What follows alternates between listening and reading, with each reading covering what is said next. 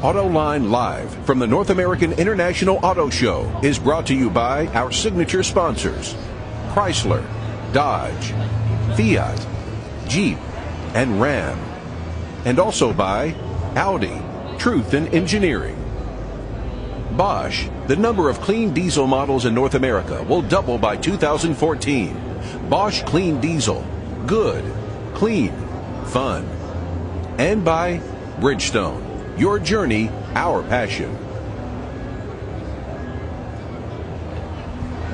Great to have you folks. John McElroy here for day 2 of Autoline Live at the Detroit Auto Show. First, want to thank all of our media sponsors who are carrying the show in addition to Autoline.tv. And of course, we want to give a great shout out to Autoblog.com. Love our relationship with Autoblog. Also, thevirtualdriver.com, DCAutogeek.com, RawAutos.com, DrivenMavens.com, RumbleStrip.net.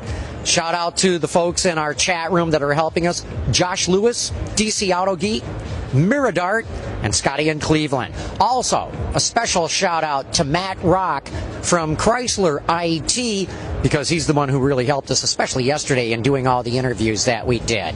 We've got a great lineup of speakers that we're going to be interviewing today. Speakers, people in the industry that we're going to be interviewing.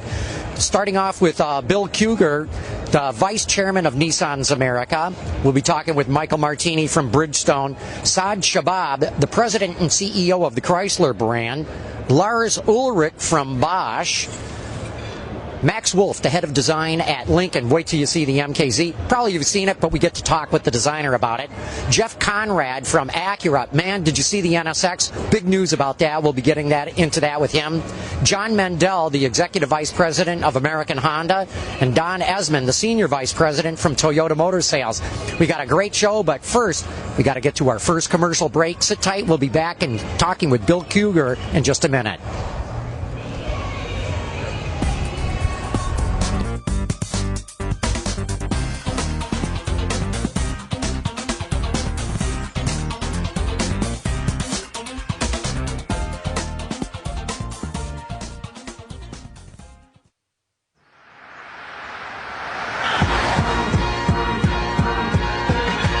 No one just hands you the title, most advanced technology in its class. It needs to be earned. Earned with smart beam headlamps. Earned with vented temperature control seats. Earned with an 8.4-inch touchscreen. And if you're driving one, you know what it means to earn something.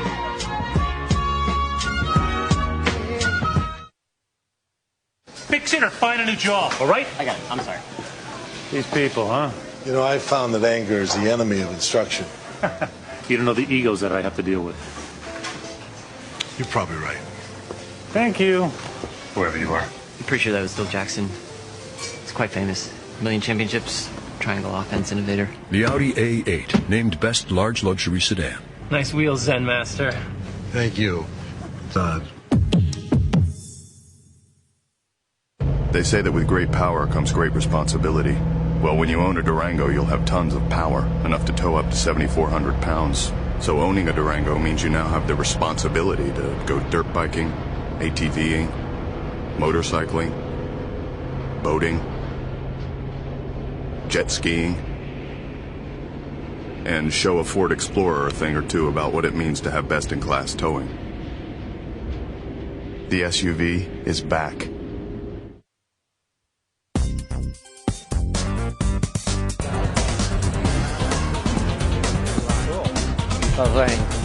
Hey, welcome back, folks. We've got Bill Kruger here right now. He's the vice chairman of Nissan Americas. And Bill, we got a pretty interesting vehicle behind us. Tell us what we've got here. Well, we're real excited. The all-new Nissan Pathfinder that we're going to be launching later this year. This was a great venue to show a great product that we have right here. So give us some particulars about the vehicle. What makes this different than prior Pathfinders?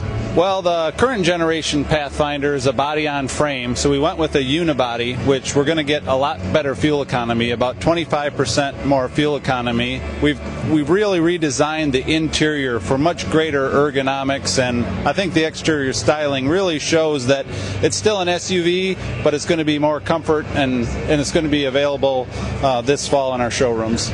Talk a little bit more about the styling, because this is certainly a more sophisticated looking design to my eye. Not that there was anything wrong with the old Pathfinder. Things should progress with new designs. But talk a little bit about the styling, what you wanted to achieve with this.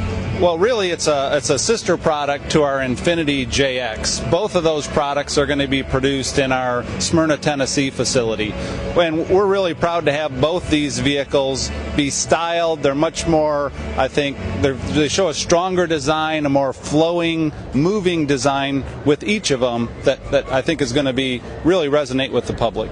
And the Infinity's here too, isn't it? Just across the aisle from us. Yep, the JX they're real close to each other. We're going to launch the JX first. That's going to come out here in a couple months to our Infinity dealers, and then the Pathfinder will be available this fall. Nissan had a really good 2011, in the new normal kind of a thing. You were not as impacted by the earthquake and the tsunami as some of your Japanese competitors were. What's the secret? How did you guys get by that? Well, we were impacted, and we were severely impacted with our Japanese supply, but we were able to recover because I think the great teamwork of the Nissan suppliers, as well as even the dealers, had a hand in it, because we weren't able to offer the full lineup and all the product mix that we had planned to because of some of the constrained supply parts. But we ended up producing what we could, recovering where we could, and we felt it was very important, and we felt obligated not only to our Japanese supply base, but a majority of our supply base that's localized here in North America. We wanted to maintain production so they didn't have to turn away their wage earners and put them on the streets. We wanted to keep everybody working, and we were successful at doing that. You sure were. In fact, you may have been impacted, but you sure recovered a whole lot faster than anybody else out there, at least out of the Japanese automakers.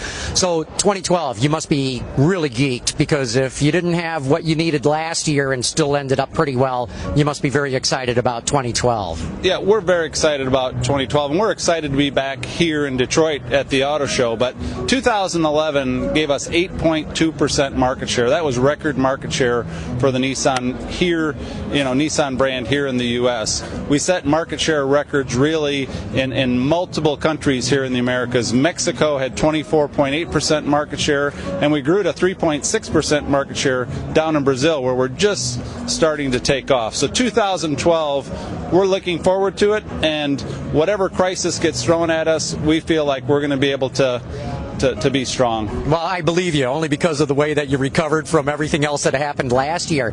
Let's talk electrics a little bit. Is this the year that the Nissan Leaf plant comes on stream in Tennessee? We have the Nissan plant constructed already, and we're starting to load equipment into the battery plant. That's going to be producing batteries here in the next few months.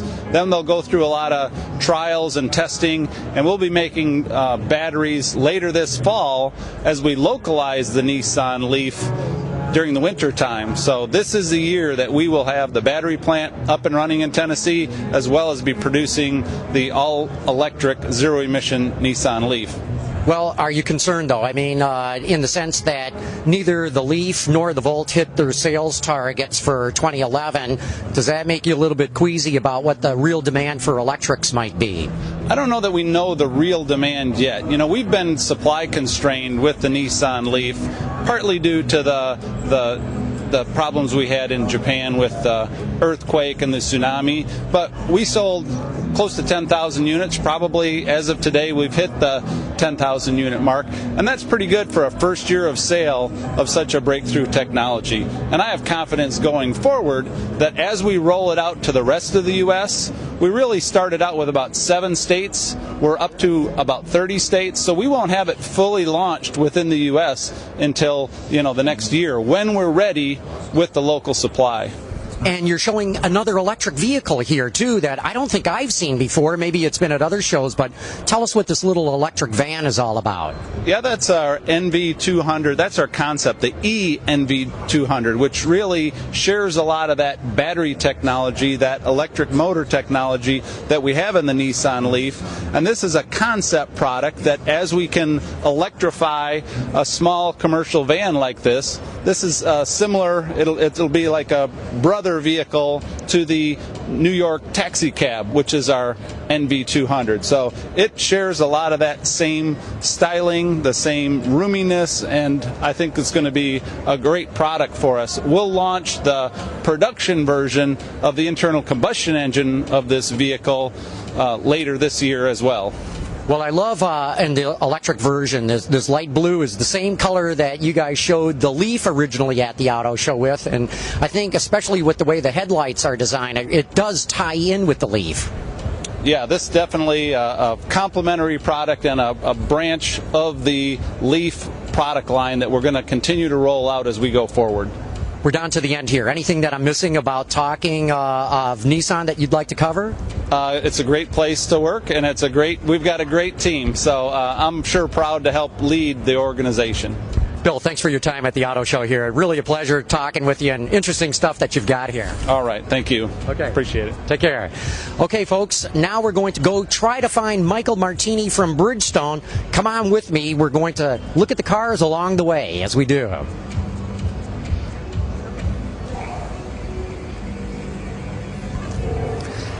So we're going to hang a right here. First thing that we're going to go take a look at on our way to find Mr. Martini from Bridgestone is probably you've seen some of the concept cars if you were watching Autoline Daily today that Chevrolet came out with. And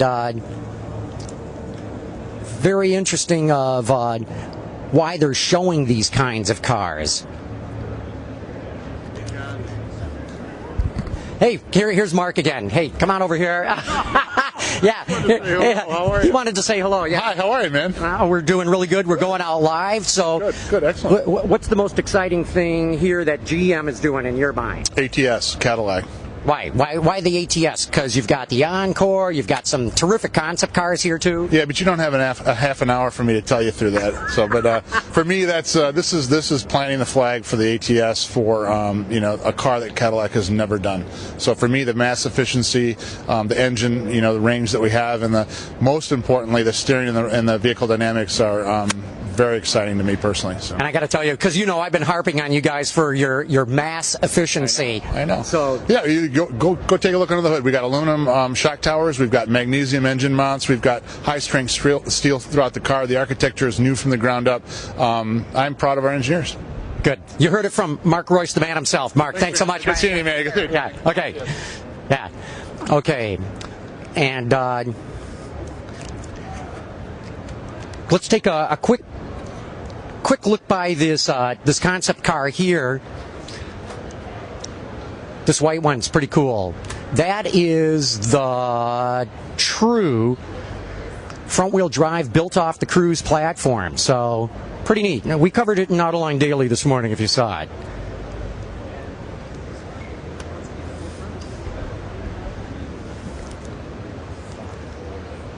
Okay, let's keep on going down the hallway here. What? Yeah. DC Auto Geek asks, isn't Tahoe due for a makeover?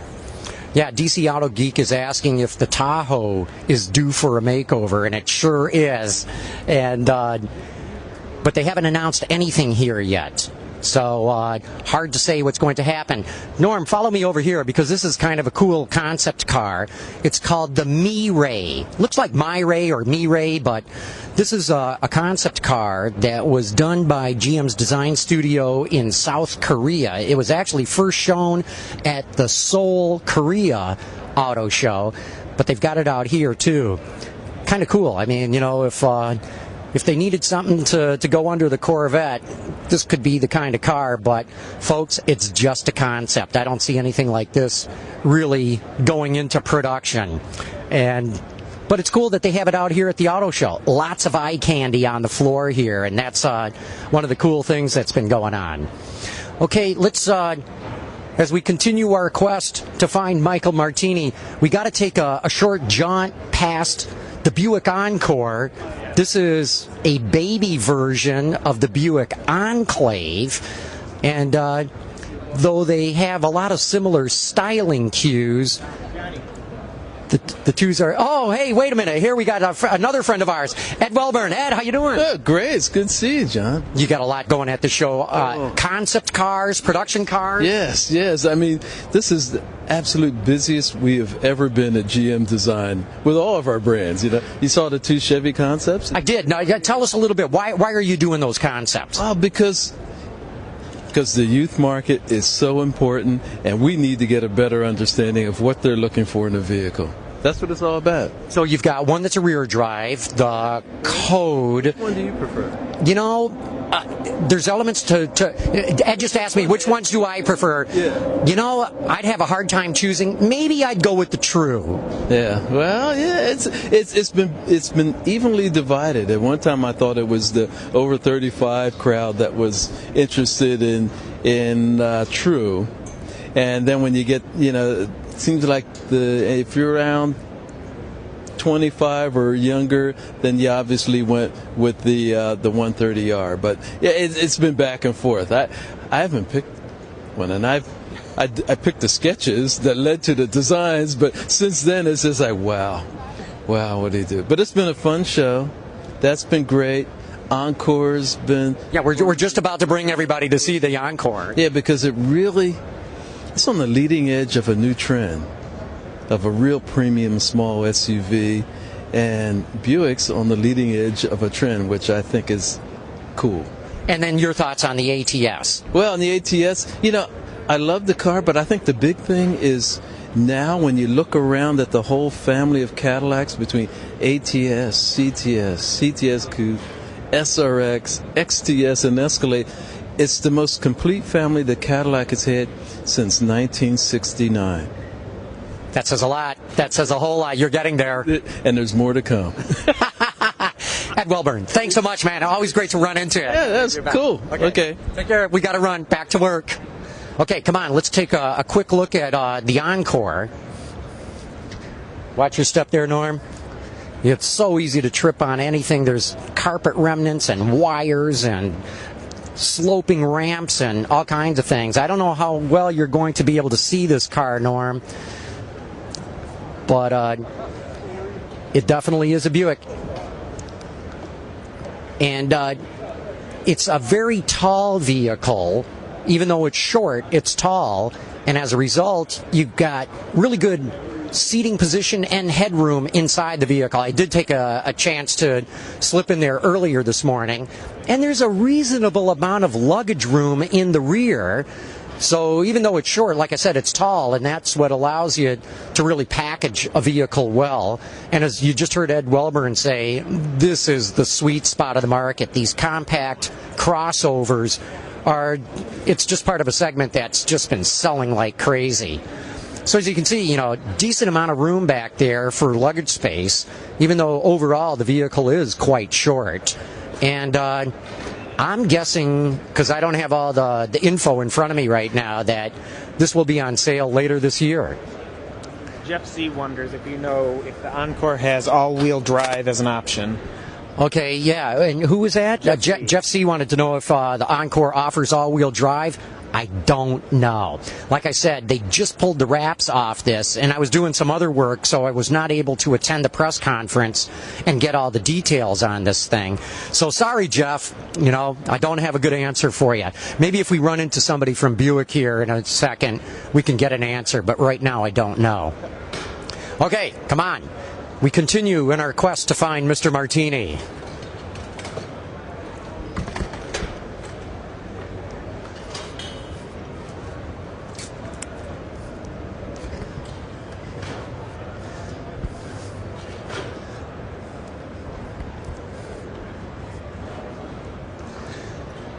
Oh, I see a big scrum of media starting to gather, and I don't know if you can show that off to your right a bit, Mark.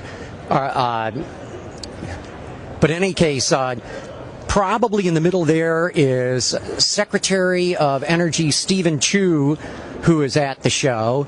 Yesterday we saw Secretary of Transportation Ray LaHood. We saw David Strickland, the head of the NHTSA. So, it's the governor of Michigan. So there you go. It's an election year, folks, and this place is crawling with politicians because normally they don't show up unless they got to convince the voters to vote for them. So there they go. There's the whole media scrum streaming by us.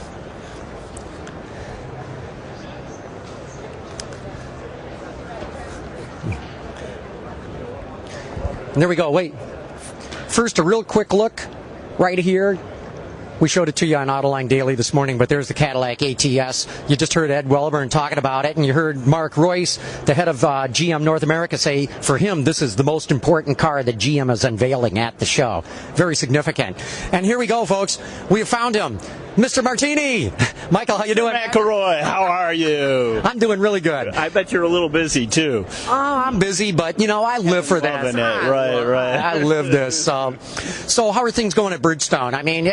It's been a fabulous show so far, even though we're sitting in front of the XTS here that is sporting some really cool 20-inch Bridgestone tires, when you get over to the BMW display, the i3 and the i8 have got these great, cool Bridgestone black and blue tires. Black and blue? Yeah, that are really cool. I haven't seen that. I'm going to have to check that out. I have to check it out. And then, if you go over the Infinity area, their concept, it's kind of a cross tour kind of thing. That's got some really cool Bridgestone concept tires as well. So, it's all about that. Yeah, we just came from the Nissan and Infinity because we were talking to Bill Kruger, their vice chairman. Right. He's a great guy. I'm on their supplier council. In fact, we're the largest supplier to Nissan on a global basis. So I did not know that. Well, now you do.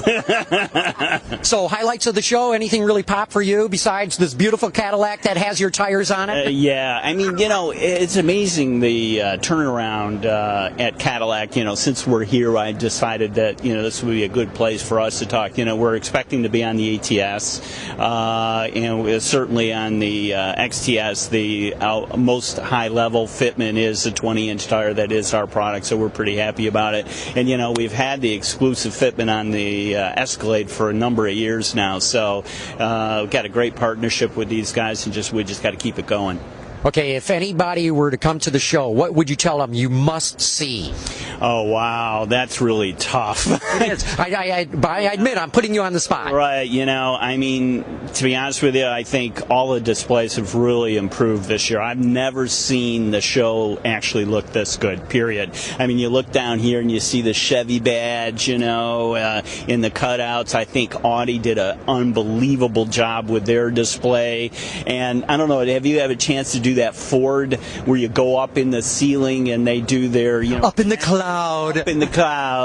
That was really that's a must do, I think, as well. So Mark Fields keeps telling me that. I keep running across him here on the floor and he says, have you gone up in the cloud yet? And I go, Mark, every time I go by it's not running. I actually went yesterday and it was pretty impressive, actually. It was very well done, as you'd expect them to do. Cool. Well, Michael, we got to keep on running, but so good to see you, man. Absolutely. Be good. Take care. You bet. Okay, and now we're on to see Saad Shabab, the president and CEO of the Chrysler brand, who I'm dying to meet. I have not met this guy, but come on, let's see what we find along the way.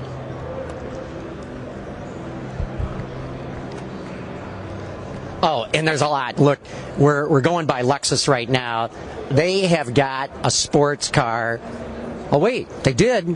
Where is it? Oh, there it is, just around the corner here. Check this out, because the LF-LC, I find this car to be stunningly good looking. And it's not often that you say stunningly good looking and Toyota, okay, in this case Lexus, in the same breath. Not that Lexus and Toyota don't do good design, they do. But have they done stunning design before? I'm not so sure. This car, I think, looks terrific. I just love all the detail in it. And it's one of the must-sees at the Detroit show. Okay, guys, come on. Let's keep moving. There's so much to look at here.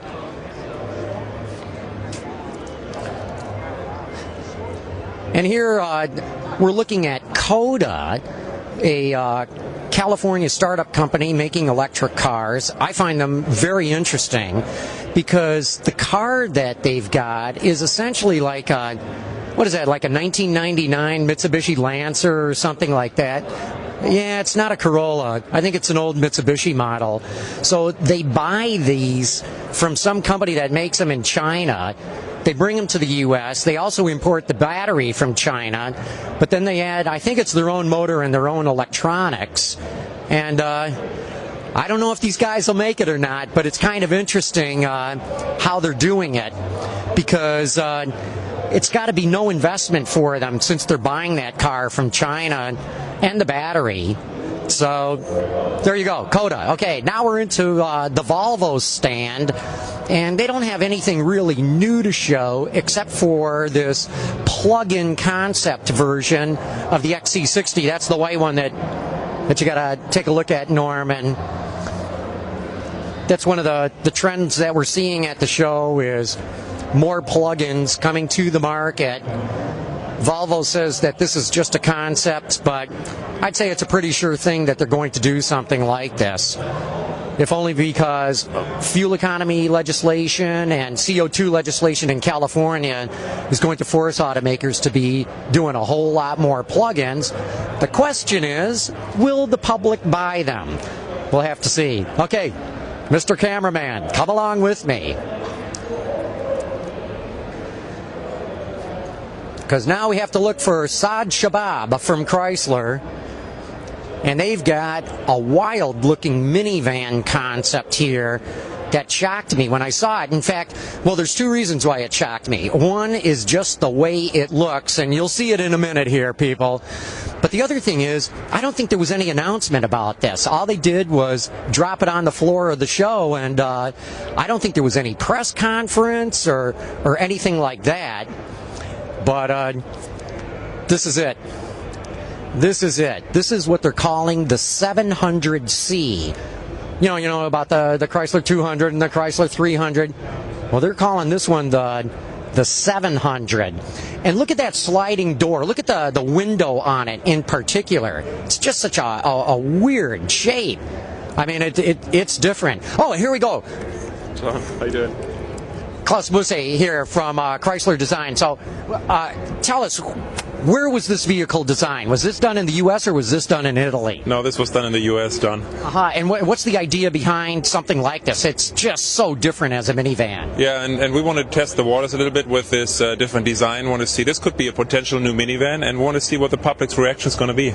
Well, I think it's going to shock them because it doesn't look anything like a minivan, and we're going to have to get a view of the other side of the van as well, where you see, not with the doors open, but what the full side view of the van is like. But explain a little bit, why the different window treatment, just to make it look unlike a minivan, I imagine. Well, one thing is making it look different, but the other thing is looking compartmentalized, so you have a front compartment and a rear compartment, and really giving the whole experience a different look.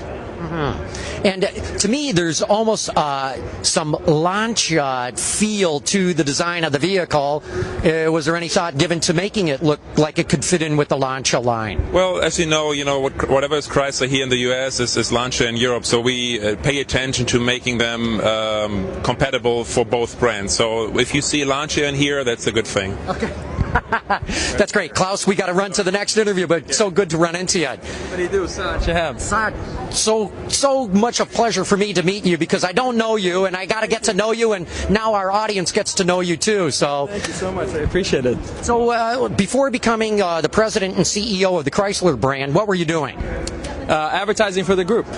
I started as a brand strategy and brand delineation between all of our brands in the group.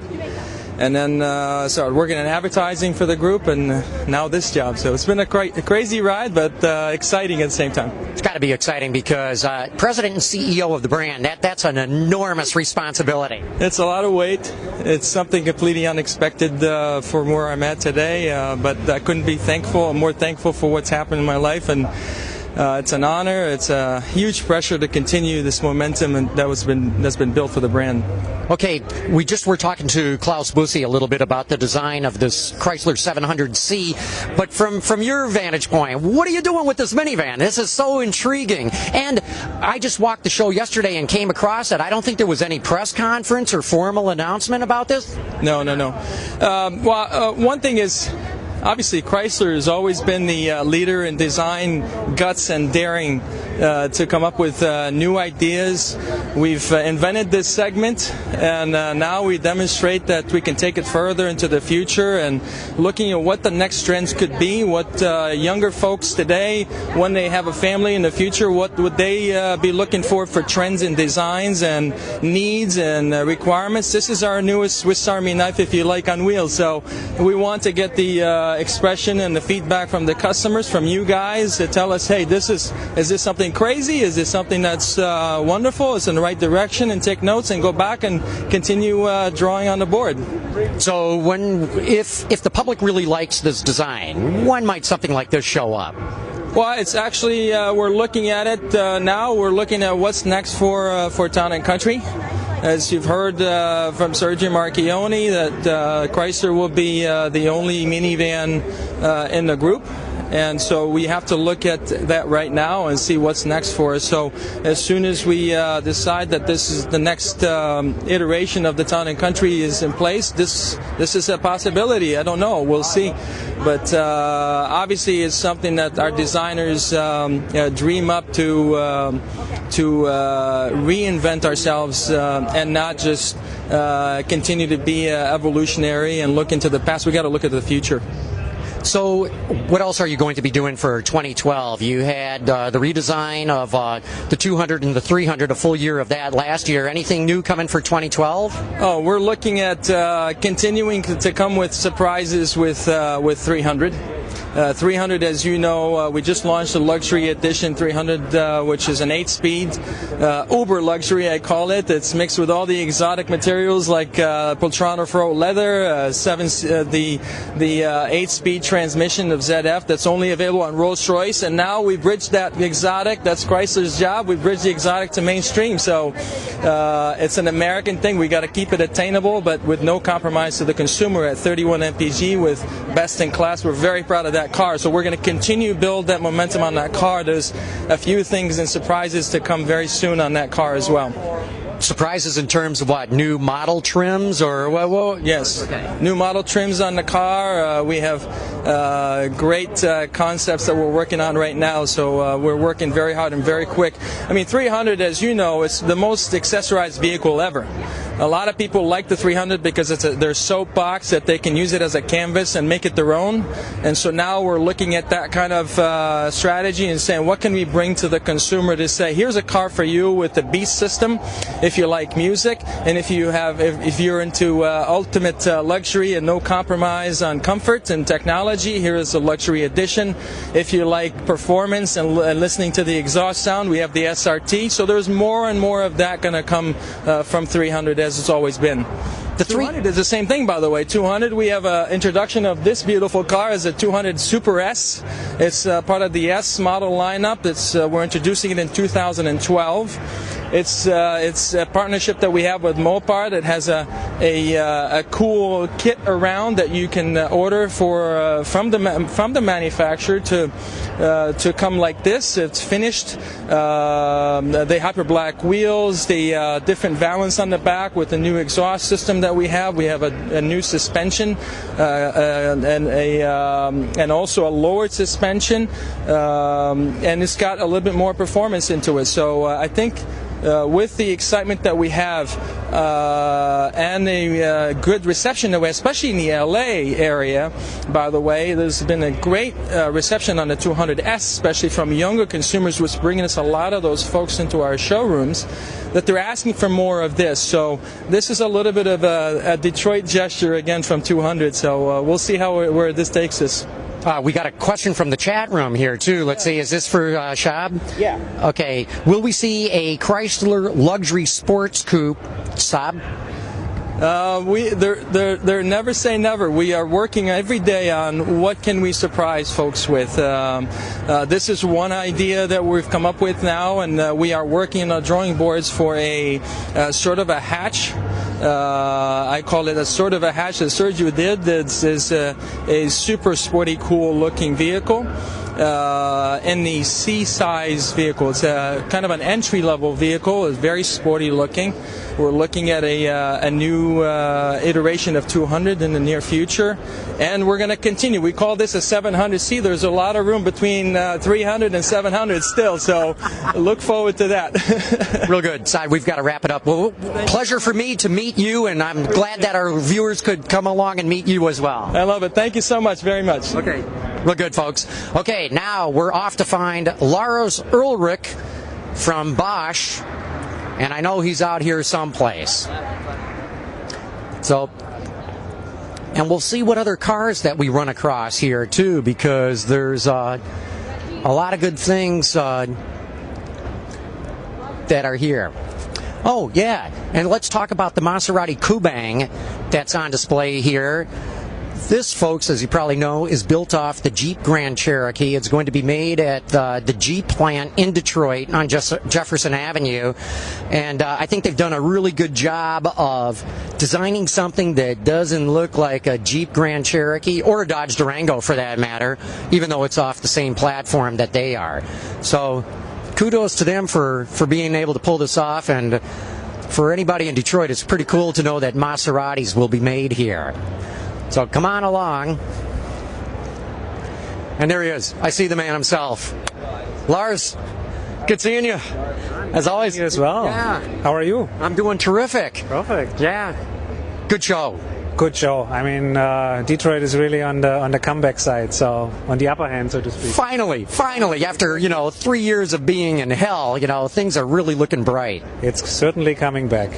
So I always talk diesels with you because Bosch is such a major player in that, and I'm glad that we're standing by the Jeep Grand Cherokee because yesterday they made it absolutely, totally official. They're going to put a diesel in the Jeep Grand Cherokee, and that's got to be good for everybody who's a fan of diesels in the American market. That is true. Clean diesel available in 2013 with Chrysler Grand Cherokee. I think that's great news. And that shows also the potential where clean diesels are going. I mean, we are doubling the number of vehicles until 2014, and that is actually one of the vehicles which will come to the market. Aside of, for example, the Chevrolet Cruze, which all demonstrate that not only the German OEMs have now understood that clean diesel can play a significant role from a consumer perspective, but also from a CAFE regulation. But now diesel is really coming strongly into the market. It's really impressive. In fact, I was talking to some of the Audi people yesterday, and they said on certain of their model lines, the take rate, the people who are opting to go with the diesel, is 50% or greater. So it's really catching on. Yeah, consumers really start to understand the benefits of clean diesel. Better fuel economy, lower CO2 emission, and overall a big fun factor or functionality factor. You have the torque to drive, you have the functionality of the car. You can still, like for example with cars like that, live your lifestyle depending on how your drive style is. And if you're on the highway, you choose a clean diesel. If you're in the city, you choose, for example, electric car or hybrid technology. Now, most Americans tell me, yeah, but diesel fuel costs so much more money. And I go, yeah, but you're probably going to get 30% better fuel economy with the diesel. So as long as the price of diesel fuel is not 30% more, you're coming out ahead. So we need a little calculating chart so that people can easily make the calculation. And that's actually what we're working on. As more vehicles are become available, we can actually demonstrate that benefit even further. I mean, we're talking today already about the total cost of ownership, where you have mentioned the better fuel economy will play a significant role into this, and will actually offset the higher diesel price which you pay at the pump. And then also very important is the residual value of the clean diesel, which in some cases is up to 20 to 30% better than comparable gasoline engines. So very interesting. Not only do you save with the fuel economy, you get it back in the residual value when you sell the vehicle. Exactly. So it's basically a neutral investment for the consumers. And a lot of consumers understand that because they have the better total cost of ownership, and they save while they're driving. So in average, for example, for a passenger car, it's $3,600 over a 3-year period. That's significant change. That's a lot of money. Yeah, you can buy a lot of diesel fuel for $3,600. Exactly. You can purchase a lot of diesel fuel for that kind of money, or you can actually use it for wherever you want to. Whether it's in your free time, so that's something which attracts consumer really to this technology. Yeah, I vote for buying beer with it myself. But Lars, we got to run. But thanks so much. Always good running. John, was good seeing you again, and looking forward to see you next time. Real good. Have a good show. Yep, you too. Okay, and now we're on to look at the Lincoln stand, where we're going to be doing an interview with Max Wolf, the head of design at Lincoln. And as many of you will know, they done stole him away from Cadillac.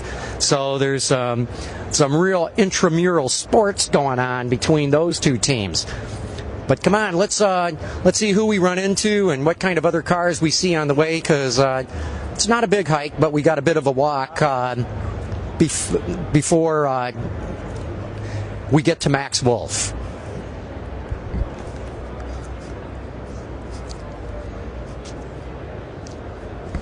Oh yeah, you can show that. There's the Dodge Dart as we walk past the Dodge stand.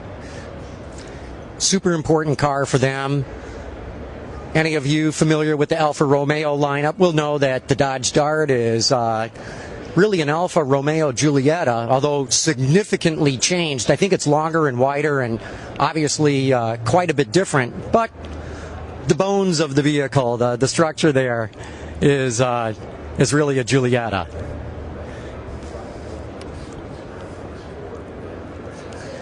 Okay, we're going to walk all the way through the Ford exhibit, and there's some interesting things to look at, but we have to walk through that to get to the Lincoln one. And I got to do a setup, because the Lincoln stand, the Lincoln display, in my opinion, is the best in the whole show. It's very different. Ford really set Lincoln off by itself this year. This is really sort of the coming out party for the new Lincoln. Ford's really trying to show that it's doing something very, very different with the brand, and that's why they created a display totally sectioned off from the rest of the Ford display. And there's a facade on it too that if you look closely, you can see it's like the Lincoln emblems all put together to create this facade. But as long as we're walking by, let's take a look at the Ford Fusion. Here's a great view of the rear end of the vehicle, especially like the tail lamps on this. If you're familiar with the Ford Kuga in Europe, you'll see that this definitely picks up on that styling theme. So when the Fusion comes out in Europe as the Ford Mondeo, because they're virtually identical, in Europe those tail lamps are going to make a whole lot more sense than they still do in the American market, or yet do in the American market. But you watch, Ford's going to be bringing out other vehicles, notably the new Escape, which is the Kuga in Europe, that's got those kinds of tail lights.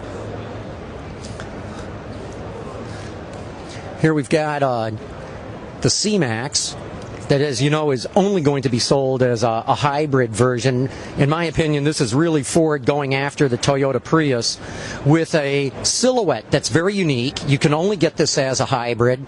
And of course, they're dropping the hybrid version of the Ford Escape, because if you had a hybrid Escape and a hybrid C-Max, the two would really compete against each other. And as you folks know, and all that.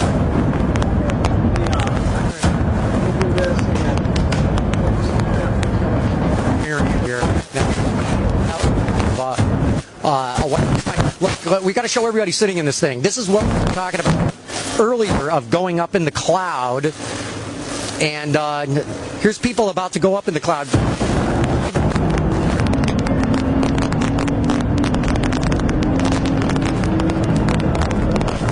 This ride, as you'd call it. We're going to have to watch this a second, because I think they're to go up in the cloud.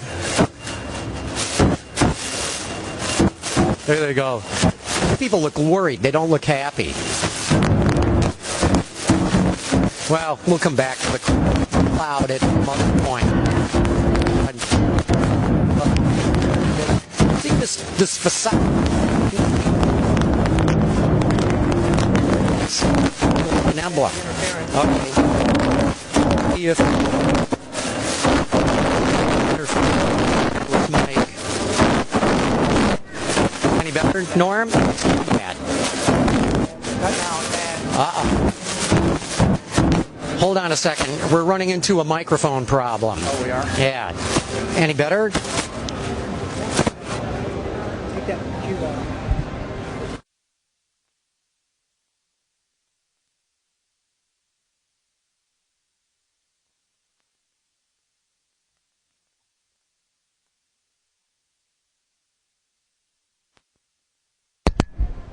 How's that?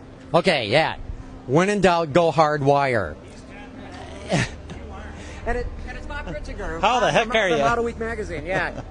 Hell of a good-looking car there. Okay. Well, the NSX. NSX, right. Yeah, for me. And the fact they're going to make the NSX in Ohio? In Ohio, and develop it here and have it out in the next 3 years. Yeah. I thought the NSX was dead, John. I thought so too, Bob, but Apparently not. Have a good show, man. Just good to see you. Okay, Norm, come on up on stage. And joining us right now, Max Wolf, the head of design for Lincoln. Max, great having you here with us today. John, good to see you again. Thanks very much. You got to be excited. Here's your baby, man. It's out. Absolutely. Very, very excited. And very proud to unveil it in such a great setting at the new show stand here as well. This is the best show stand at the show this year. I'm just knocked out by what you guys did with it. You must have put as much thought into designing the stand almost as you did to the car.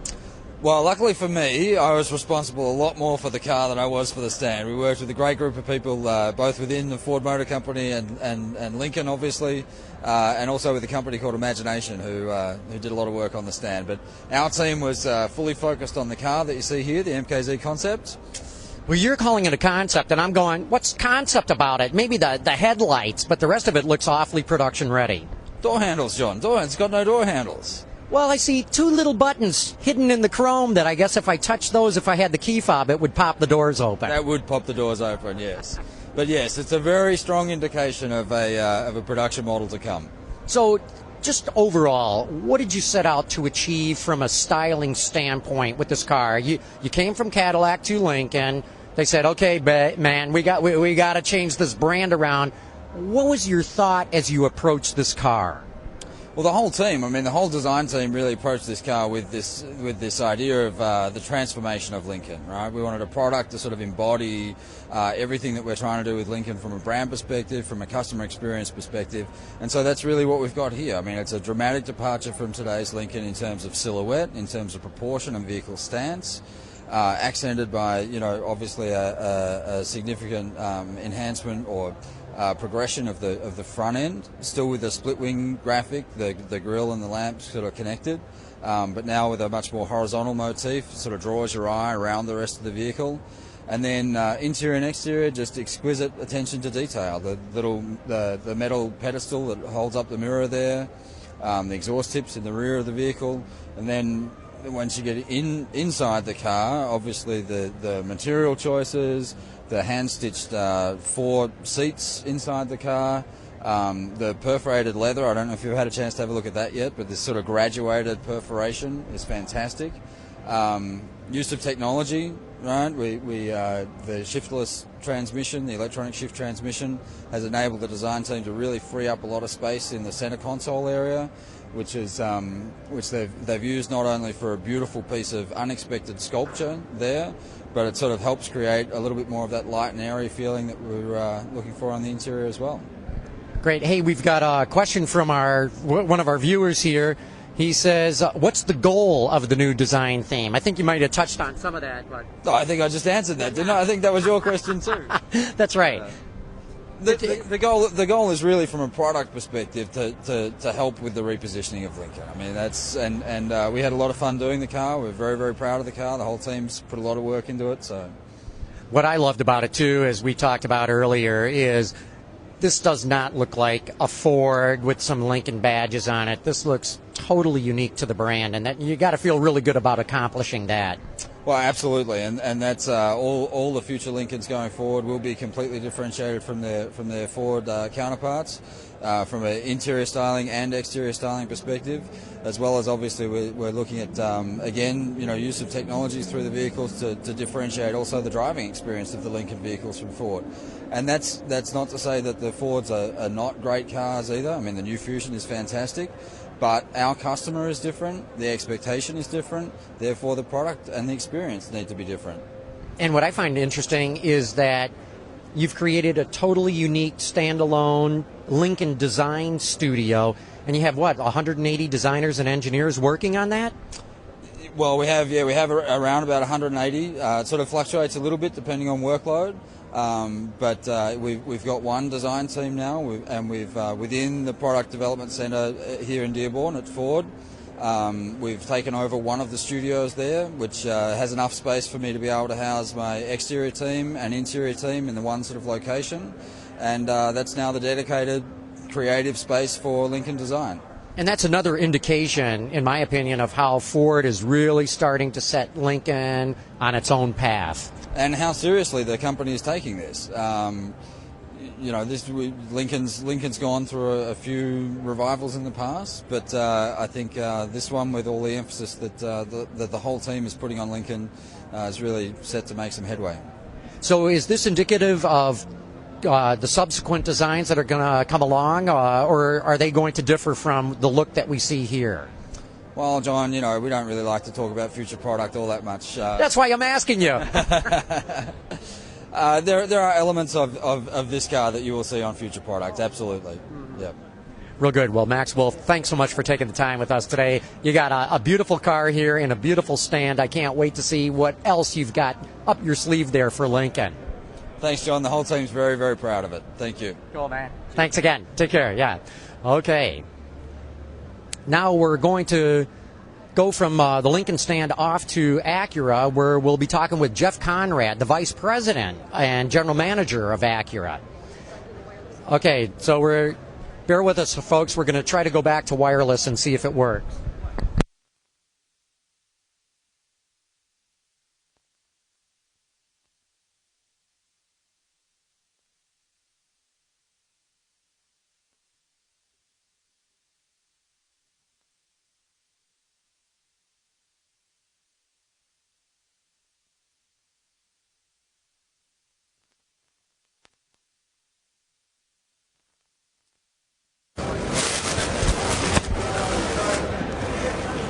Do you hear me at all now? Okay, we're back and we're clear.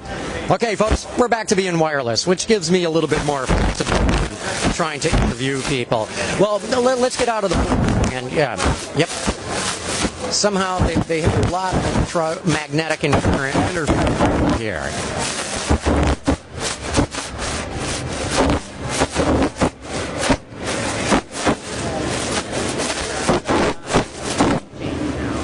Okay.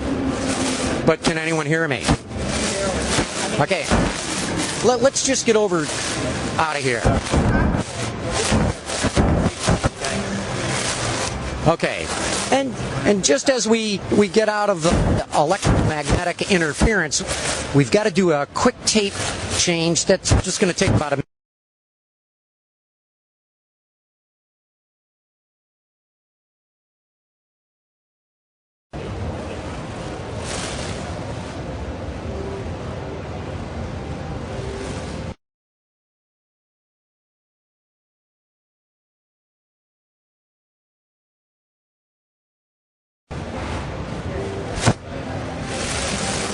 And we're back. How's the audio, Norm? We're getting better? Okay. It's getting better all the time. Okay, good. Yeah, somehow Ford's got a bunch of electronic interference in its display area. Okay, as I said, onward and upward to Acura. Yeah, it's not good, John. Still not good? It's getting better, but... Well, let's walk a little bit. If it gets better, we'll live with this. If not, we'll go back to being hardwired. We're okay, I think. Yeah. Good.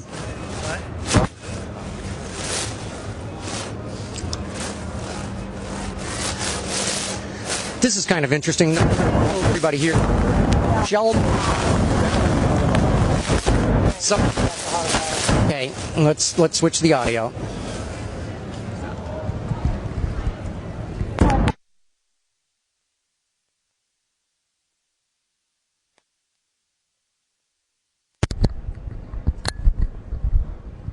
You hear me, Norm?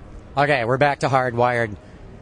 That's one of the issues when you come to an auto show with so many media crews with their own wireless systems, with the automakers trying to use wireless themselves for communication. Some parts of the building it works good, other parts it does not.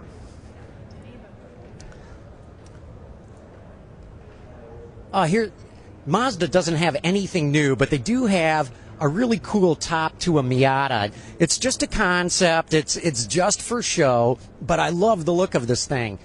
Come on over to this white Miata here, MX-5, and check out the soft top on this. It's like a little tent. See how it comes down, tucks in behind the car. But I asked the folks at Mazda, Jay Amistoy, who runs public relations there, is it really? Are you coming out with this? He goes, nah. It'd blow off if you drove down the freeway. But I like the look. I think it's a cool look. I'd love to have them figure out some way of keeping the top on that thing. Oh, hey, let's go to Subaru. They've got the BRZ here.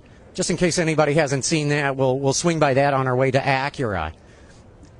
But I don't know, is this the first time they've shown this car at a show? I mean, in full production version. So there you go. I mean, something very different for Subaru to be getting into, and of course a car that was done in conjunction with Toyota. Very impressive to see how quickly those two companies are cooperating. And while I think this is a really cool car and enthusiasts the world over will love it, is this right for the Subaru brand? I'm not yet convinced that this is what they should be doing. And believe me, this is an enthusiast saying that. Okay, come on, let's go to Acura.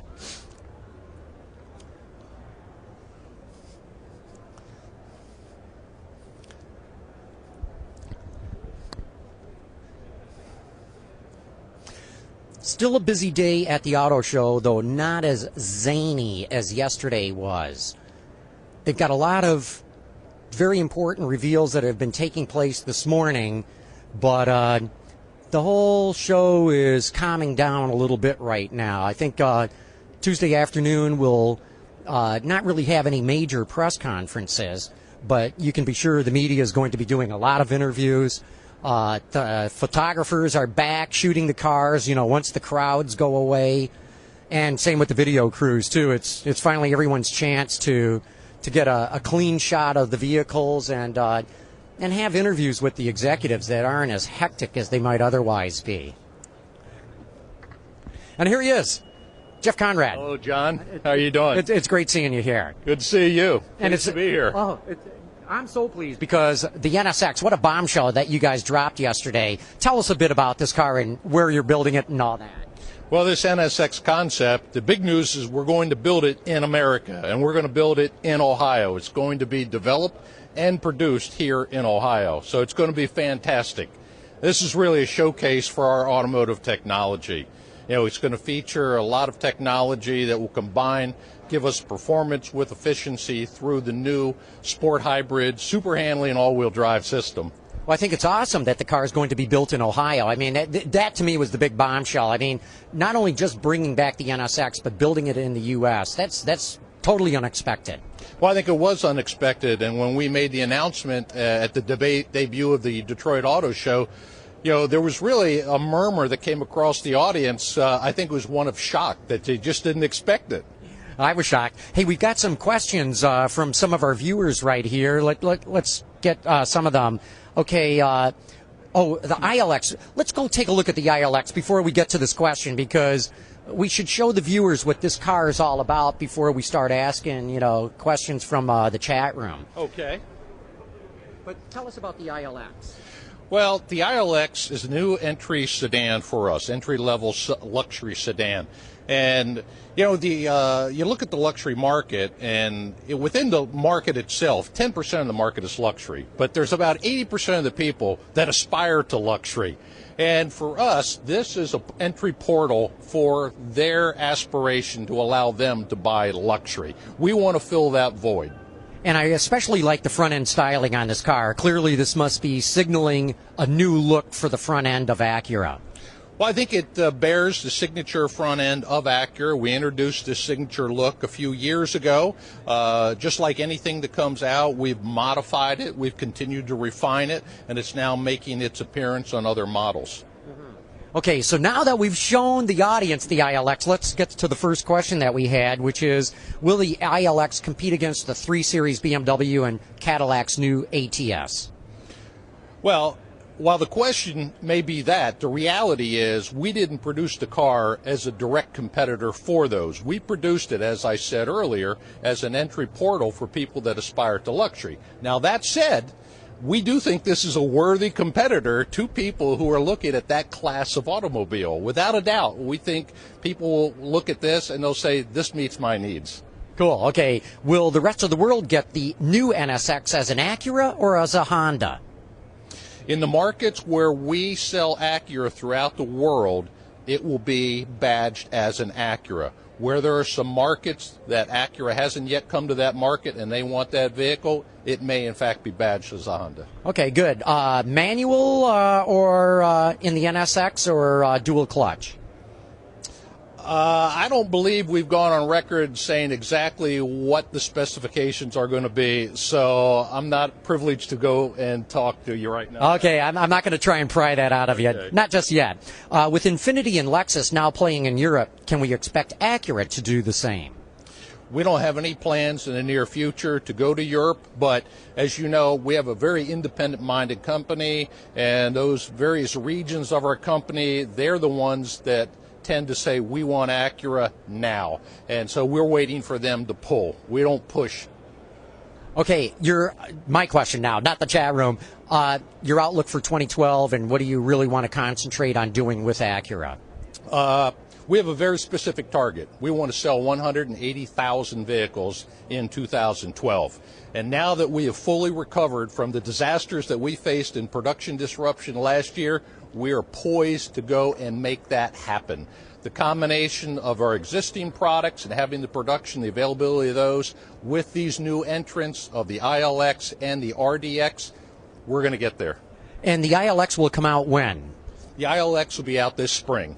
Oh, wow. Okay, just around the corner. That's right. It's going to be a viable competitor for a lot of people. And NSX, you said about 3 years from now? About 3 years from now, it'll be in market. And the RDX, too. Yeah, we haven't shown the viewers quite that yet, but tell us a little bit about that. The RDX is also a vehicle that's coming this spring. Of course, this is a full model change for the RDX. It's a significant improvement, upgrade over what was out there before. We listened to the voice of the customer. The customer said they wanted more power. We're giving them a more powerful engine, 273 horsepower V6 that still gets 28 miles to the gallon on the highway. That's impressive, and really impressive, too, that Acura would have 3 all-new models at the Detroit show. When we came to town, we wanted to make a statement, and we believe we made a statement. A statement with an exclamation point. Yes, indeed. Thank you. Well, Jeff, we got to get to the next one, but thanks so much for taking the time to talk with me. Really appreciate it. Thank you, John. Okay. Take care. Have a great show. Appreciate it. Okay, now we're just going to cross the aisle here and talk with John Mendel, the head of Honda in America, because they have an extremely important introduction here, a concept version of the new Accord Coupe. And they tell me, because I wasn't at the unveil, which took place, I don't know, an hour or two ago. I haven't seen the car yet, but they tell me this is going to be indicative of where the styling of Honda, or at least what the Accord, is going to be going in the near future. So, Norm, why don't you show this as we walk past it, but we want to come over here and say hello to John Mendel and get the first-hand story of what this car is all about and what they're doing. And here he is. Here's the man himself, John Mendel. John, great seeing you. John McElroy, how are you? I'm doing really well, man. So I missed the press conference because I was working, but I'll do it for you. Come on, do that. Let's do it. So this is the all-new 2013 Accord Coupe concept. Key features: completely different styling, kept the greenhouse the same, great sculpting in the sides, the front, the rear, very aggressive inserts in the rear taillights, 3 new powertrains, 2.4-liter direct injection with a CVT and a manual, a V6 in the coupe and sedan, both 6-speed and 6-speed manual, and our first application of a 2-motor plug-in hybrid system. 15 miles, electric only, 3-mode position in terms of gasoline electric hybrid, electric only, and a direct drive mode. So if you're heading to your commute, your daily commute, and you start off on the highway, keep it in gas electric, apply electric only when you get to the city where it's most efficient. So the driver gets to select. So we're very excited about this car. I love that. I haven't heard that before, where the driver gets to select it. That makes all the sense in the world. Yeah, it really puts the driver in control of what you want to do. A whole raft of safety features, lane keeping, collision avoidance, collision assist. Certainly we expect 5-star. You know, the current one is 5-star. The first in its segment to do so. We expect this one to be the same. So we couldn't be more excited about this. No kidding. It's a good-looking car, too. I like the styling on this. So when might we see the Accord Coupe? This fall. Coupe will launch this fall, later this year. You know, we expect big things from it. And the hybrid and plug-in version, especially the plug-in? A little bit later, but we'll phase those in as we go. But haven't given firm launch on that, but after the initial launch. Wow. So you're making a big statement here at the show. This is pretty cool to see this car. We hope so. It's, like I said, it's a big piece of our business. Accord drives a tremendous amount of intentions for the entire Honda brand. So very important launch for us. I'll say. So 2011, I'm sure you just want to get that year behind you and get off to 2012. It is behind us. It is behind us, yeah. We're back to full production now, which is really, really good. You know, many have, or some, I won't say many, some have basked in our inability to produce cars for a while. I put them on notice today and said, we're back full speed. You might have gained a lap while we were in the pits, but we're back out and we're racing hard. I love using the racing analogy, and it's so good to see Honda being such a racing-oriented company, too. It's fun. And, you know, speaking of racing, this year will be particularly good in that we've got competition in IRL again, and that's always a great thing. Yeah, because who wants to compete against yourself? It's always better to go out and stomp the competition. That's right, and we hope to do that. You know, it's been great the last 5 years. Not one in-race engine-related failure in any of the Honda engines.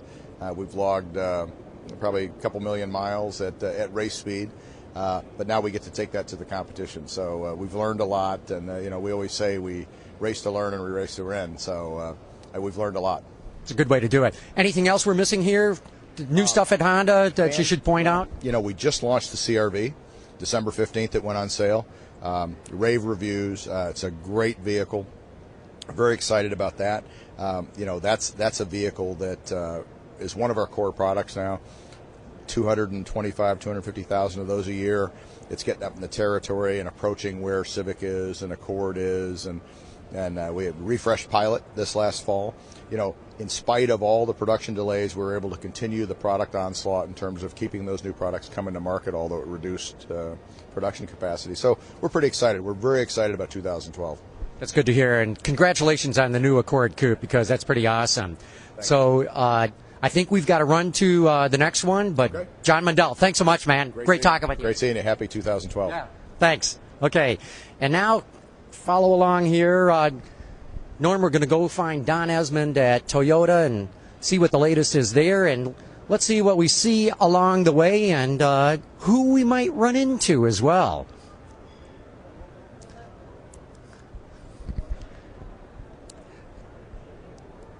You know, this is interesting, seeing Acura and Honda show vehicles, like in the case of the NSX, that's 3 years away. In the not-too-distant past, Honda would have never done that. They would never tip their hand. And the fact that they're doing that now, 3 years in advance, really shows the trouble that they're in. They've got to show the public that they get it. They really still know how to make great-looking cars. And very interesting to me, you know, this is sort of like General Motors 4 or 5 years ago, where they had to show the Volt early and the Camaro early, and just to convince the public that they had something coming in the future. And it's very different to see Honda in that kind of position where it's got to tip its hand as to what's coming so early. And of course, the strength of the yen is going to make it very difficult for Honda to compete making anything in Japan. And I think that's the real reason why the NSX is going to be made and developed in the U.S. It's a currency exchange thing. But it's very telling to me that Honda has decided not to build a $100,000 plus vehicle in Japan, saying that it may not be able to make money on it. Man, if they can't make money on a $100,000 car in Japan, what's that mean for everything else? That's one of the comments that I've got about the new NSX. So we're walking by the Smart display, and there's a lot of people here. There must be a press conference that's going to start fairly soon, but we don't see it being mobbed either. So there doesn't seem to be a whole lot of interest in. Although let's show them. Here's a concept that they're pulling off, a little sort of open air, almost open pickup bed on the back of some sort of Smart thing. Kind of a cute looking car, but again, my problem with the Smart from the way it drives was with the transmission, not necessarily with the way that the car looks. Oh, and here's one of the unexpected cars that are at the Detroit show. This monster from Falcon. Really super exotic looking car. Pretty cool. Sorry, I can't give you a whole lot of details on it yet. We haven't had a chance to talk to these folks. There's just so much going on at this show that it's hard to know every single thing that's going on. But this is certainly... Oh, wait, here's one of the guys. Let's get to... Excuse me. Jason, my name's John McElroy. We're going live on the internet right now, but we could not help but look at this car. Tell us what we're looking at here. This is the Falcon F7. This has been in works since 2009, but we're excited to have the number 001 VIN here for the first production car. So this is an LS7 base engine, but what we've done is do cam work to it, and additionally, we've got the new carbon XR intake to it, so it's producing 620 horsepower. This car is only weighing in at 2,785 pounds, so it's extremely impressive as far as power-to-weight ratio. All going into a 6-speed Ricardo transmission and then putting out 600 pounds of foot torque at the rear, so extremely impressive. But the one thing that you'll see on this car that you don't see on too many supercars is that this entire exterior body is all carbon fiber. So the weight was really lifted by using the extensive amount of carbon fiber that we did. Even a lot of the tunneling and support within the structure is carbon fiber as well. So is this based on a Corvette then, or what's the chassis? No, the chassis is our own super light aluminum monocoque chassis. So this is a race-proven chassis over the past 4.5 years. Okay, I can't do the math in my head. How many pounds per horsepower does that work out? Do you have that? 600 pounds of foot torque at the rear. Okay, but 620 horsepower.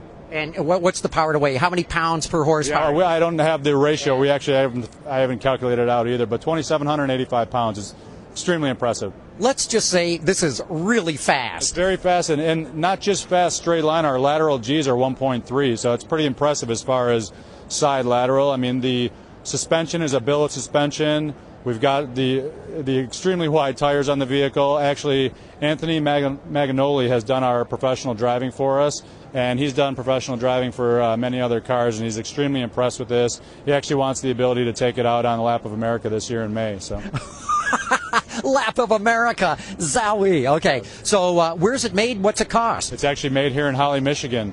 We're really hoping to kind of revitalize the Motor City aspect of Michigan by having the Falcon F7 as part of Michigan's production. So the $225,000 is the starting cost. This particular vehicle is $250,000. We've done some additional cam work for the owner who bought this, as well as a hydraulic front end for speed bumps and curbs and whatnot. Cool. We got a question from our room here.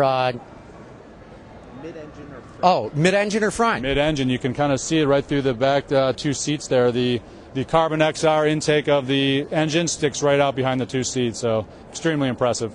This is awesome. I got to imagine you've been working on this a long time because the car looks very well turned out. Thank you. We've had our concept car here last year. We've done a 12 months worth of testing on car number 2. And this is actually car number 3, but it's production car number 1. So we're extremely excited to have it here. We were at the gallery event the other day at MGM and very proud to be amongst that whole elite group of vehicles. So I know it's Falcon, but what's the model or name of this? This is the F7, Falcon F7. Way cool. Jason, thanks so much for your time, man. Thanks so much. Okay. Appreciate it. Take care. Have a great show. Okay, on to Toyota. But that's kind of cool, and that's one of the things that I like about this Detroit show is you turn the corner and you see something that you've never seen before. Whether it was the Chrysler 700 or the Falcon F7. It's one of the aspects of the show that I really like. Let's take a quick swing by. We're at Porsche right now, but we'll give you a quick look at the 911 Cabrio that they unveiled at this show, and then we'll go on to Toyota. But as long as it's on the way, we got to show you this one.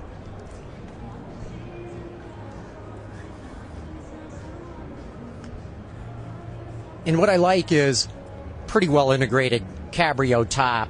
Instead of, there's a hump in the rear, but it's not like a broken back kind of a look to it. It's a very well integrated car.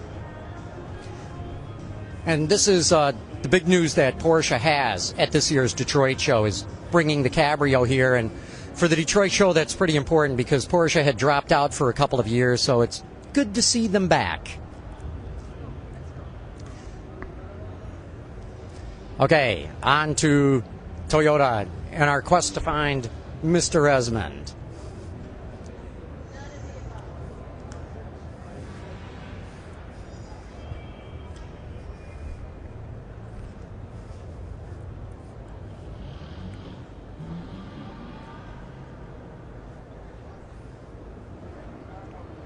Continue, Joe.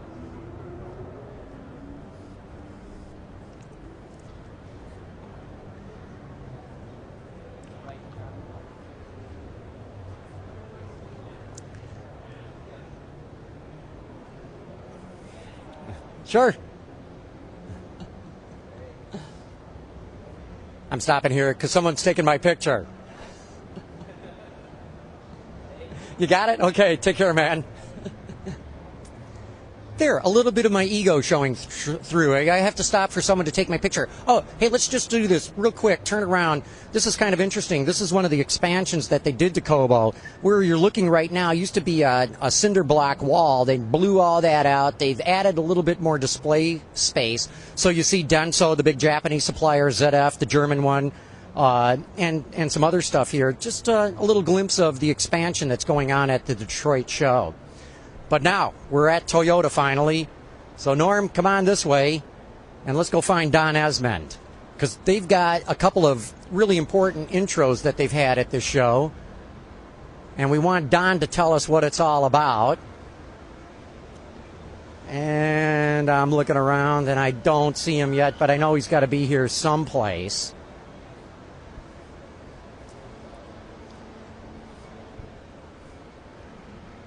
And this sort of raspberry-colored car, if you want to take a look at that, is the NS4. It's a plug-in concept. But we got to find Don to talk about this thing. And, oh, I see him. I see him over there. Come on this way. Don't trip over that wire there.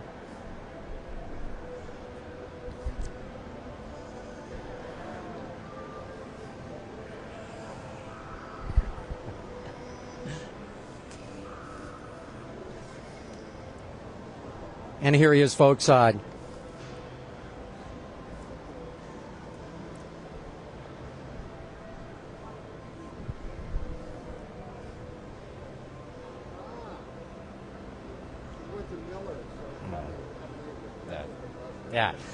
And here he is, Don Esmond from Toyota. Don, good seeing you. Good seeing you, John. How are you today? I'm doing great. Good. Happy New Year. Thank you, and Happy New Year to you, and it's a great New Year. It is indeed. In fact, I wanted you to talk about some of the cars that you're introducing at this show. So should we start with the NS4? Sure. Why not? So we're going to walk. Okay. A little bit. We're going to walk a little bit. Here, let's go down here. There's not as many people, but what's this car all about?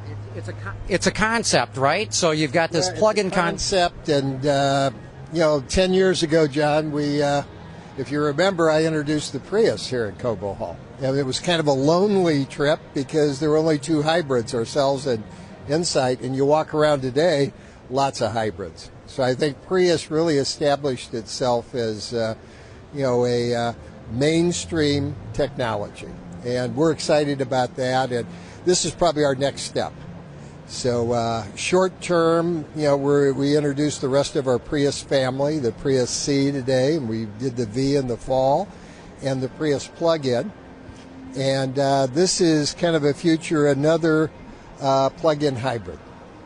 So we think that's a great next step in terms of technology. It gives you all the advantages of hybrid along with the electrification.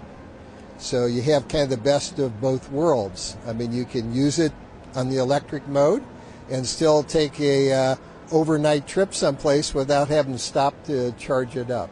Toyota seems to be making the argument that a plug-in is probably a more reasonable way to go right now instead of pure battery electric, that it'll meet the needs of more consumers that way. Well, I think a plug-in has no range anxiety. And if you go back when we introduced Prius 10 years ago, we were retailing electric RAV4s in California. And we sold about 1,500. But again, when Prius came on board, it was almost the same timing. Prius won. And I think, again, a little more comfortable in terms of range anxiety. And like I said, a plug-in gives you the best of both worlds. So you can get some range on battery only, but still be very confident that you can rely on it switching over to a hybrid and run on gasoline and for longer trips. And then right next to it on the next rotating stand, you got, here, come on this way and let's talk about this. The other end of the spectrum, I guess, when it comes to alternatives. You got a fuel cell vehicle here. Well, I mean, Toyota, certainly has hybrid technology. We do have 100% electric coming down the road with the RAV4 EV with Tesla, an IQ EV, as we just talked about plug-ins, and certainly down the line we will be introducing in 2015 a fuel cell. And it's exciting, to work for a company that at least has all the bases covered, and all we need to know is what the customer wants and probably where the infrastructure is going to be. Well, isn't that the key? Because I think this is a cool-looking car, and I think fuel cells are awesome technology, but where do I get my hydrogen? Well, I'm driving one now, and you can get it across the street from Toyota, but and you get, with the RAV I'm driving, it's 300 miles of range, and it's pretty convenient to fill. But the same thing with electric vehicles. If everybody owned EV tomorrow and decided to plug them in, I don't know that the system could handle it. So we'll see, where the infrastructure is going to be built. And again, at the end of the day, customers are going to decide what technology they want. So we're excited to learn from them what kind of range they're looking for, and we think we've got some good prospects in the mix. Hey, I think we've got some questions from our viewers. They want to know, with all of the new Prius models, is Toyota going to potentially make a small Prius CUV? Well, we just introduced the last of our children today, the Prius C, which is right over here.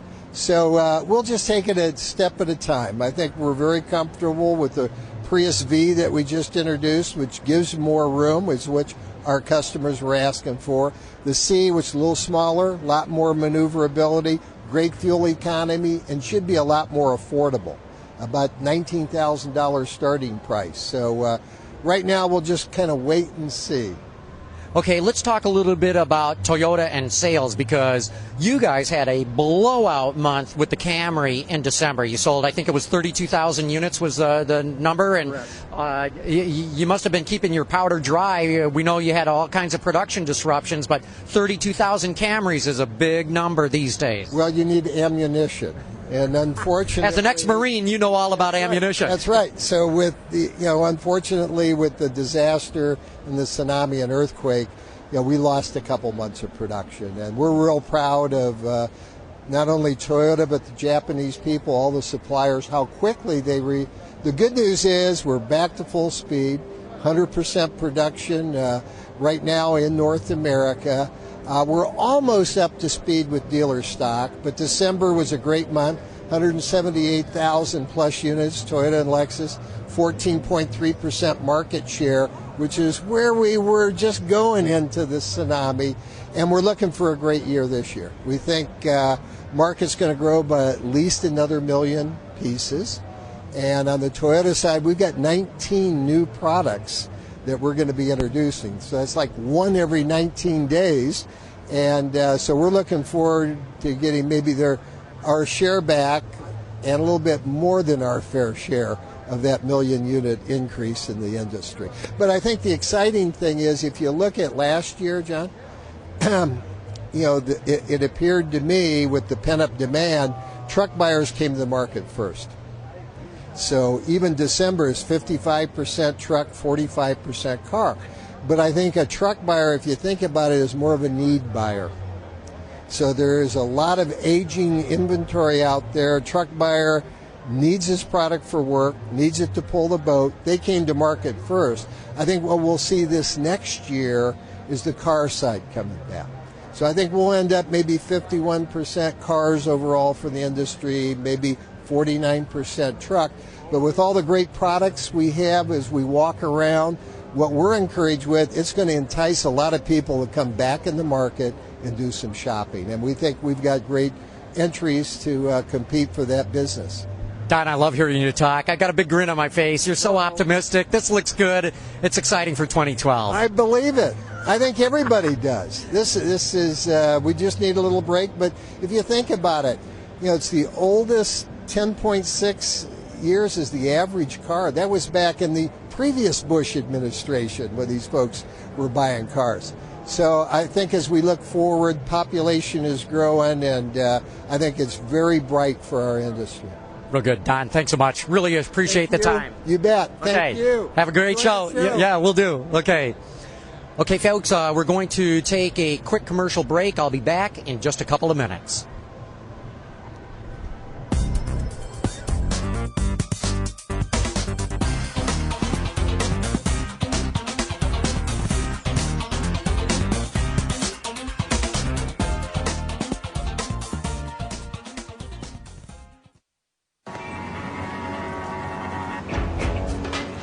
Che cosa guardi, eh? Mi stai sfogliando con gli occhi? Poverino, non puoi farne a meno. Sei perso pensando che sarò tua per sempre.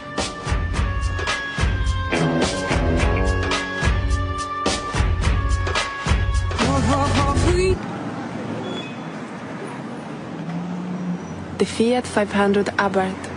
You'll never forget the first time you see one. The clean diesels are coming.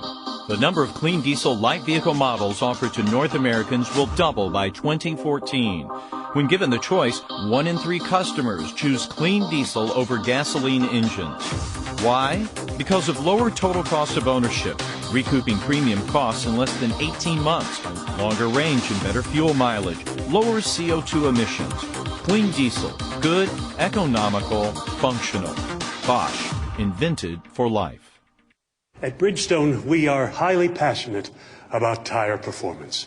And today, we want to announce our intent to take our passion and technologies and bring them to the world of sports. I give you the Bridgestone Performance Balls and puck. Some of the world's great athletes will be helping us test these new products, which have the potential to revolutionize sports as we know it. Mr. Vitale, you must have a question. At Bridgestone, our passion for performance knows no bounds.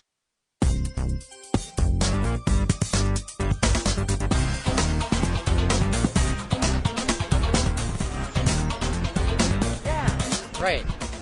Hey, we've got something very special here. This is Kirill Sivinyuk. Close. Maybe your pronunciation is right.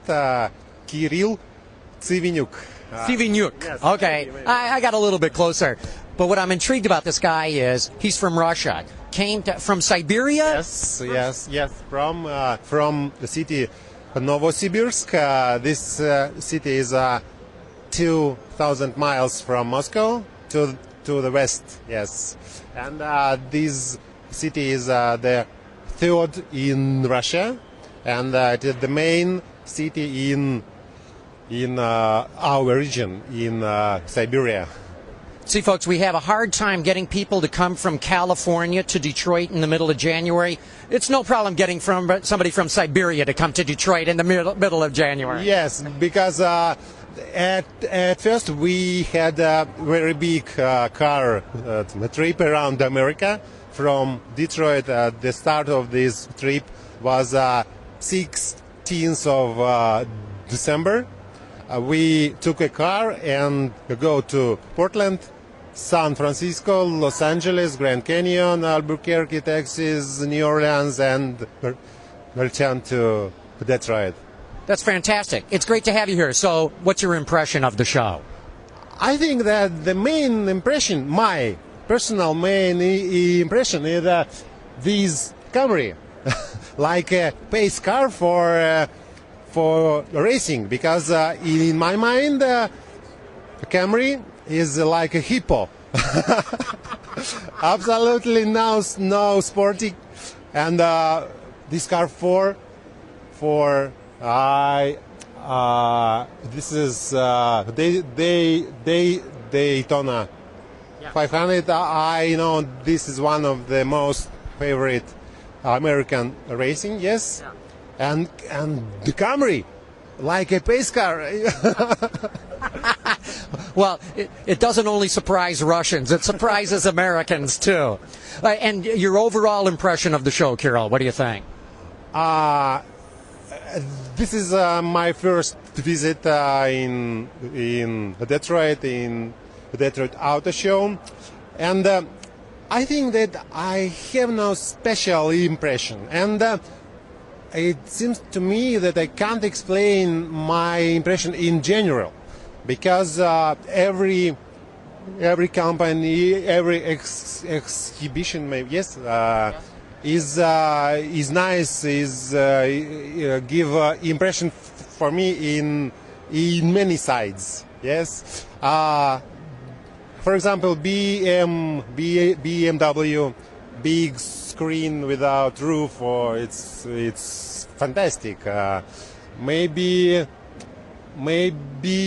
new Dodge Dart, because I think that this is a copy of Alfa Romeo. Yes, yes, and I think that this car can give for Americans, European style of feeling of steering and so on, because I enjoy European style of driving. Yes. I have previous Ford Fiesta from our market, and in Europe this car, when this car was introduced, yes. European car journalists asked why this is real sport car, why this in mass class.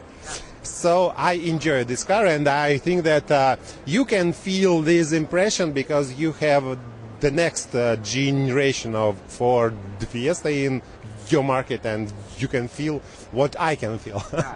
Very good. We're going to have to wrap this up here, Kirill, but what a pleasure meeting you. Thank you so much. I'm glad that we were able to connect here. I'll be done here in a minute, but behind here, I don't know if any of you noticed, but all these people that you're looking at right now are designers. I see Ralph Gilles from Chrysler Design. I see Joel Paskowski from Ford. I see Peter Schreier from Kia. I see Wayne Cherry, formerly of General Motors. I see Kevin Hunter from Toyota. I see Charles Allen from Honda. They're all judging the cars. In fact, I'm going to be emceeing the event later this afternoon.